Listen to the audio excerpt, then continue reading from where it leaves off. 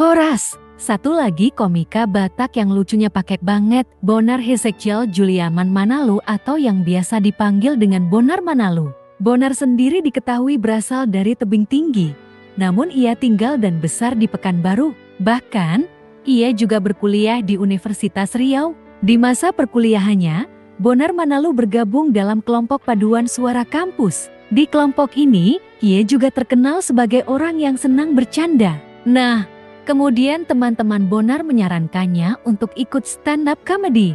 Dari sini, Bonar mulai penasaran dan mencoba ikut. Di tahun 2016, Bonar Manalu kemudian memutuskan untuk bergabung dengan komunitas stand-up comedy Pekanbaru. Seiring berjalannya waktu, ia pun menjadi andalan komunitas dan sering menjuarai perlombaan-perlombaan stand-up. Tahun 2018, Bonar Manalu memutuskan untuk berangkat ke Jakarta untuk mengembangkan karir. Kebetulan pada saat itu, Bonar juga diterima di salah satu perusahaan.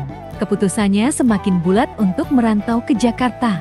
Setahun setelahnya, karir Bonar Manalu sebagai komika semakin melejit. Akhirnya, Bonar memutuskan untuk keluar dari perusahaannya dan fokus sebagai komika. Ia mulai mendapatkan banyak tawaran untuk tampil di berbagai event. Di tahun 2020, merupakan awal pandemi bagi Indonesia. Banyak sektor yang terkena imbasnya, termasuk sektor hiburan. Bonar Manalu juga turut merasakan dampak dari pandemi. Ia mulai kehilangan tawaran untuk tampil karena adanya pembatasan kegiatan masyarakat. Demi melanjutkan hidupnya di perantauan, Bonar akhirnya memutuskan untuk ikut seleksi untuk menjadi asisten pribadi Pandji Pragiwaksono. Ia diterima dan bekerja hingga tahun ke-2022. Setelah putus kontrak dengan Pandji Pragiwaksono, Bonar bergabung sebagai talent di perusahaan Pandji dan mengadakan special show dengan judul Personal Assistant Branding.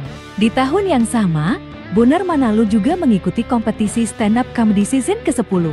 Dalam beberapa materi show, Bonar mengatakan bahwa ia tidak mau digadang-gadang juara satu, karena menurutnya semakin digadang-gadang untuk menjadi juara satu, maka ia akan semakin jumawa dan tidak akan menjadi kenyataan.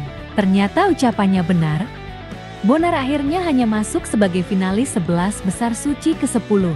Kini, Bonar sibuk berkarya lewat platform Instagram dan YouTube. Bonar sering berbagi beberapa konten-konten lucu di Instagram dan konten ketika bermain Mobile Legends di kanal YouTube pribadinya.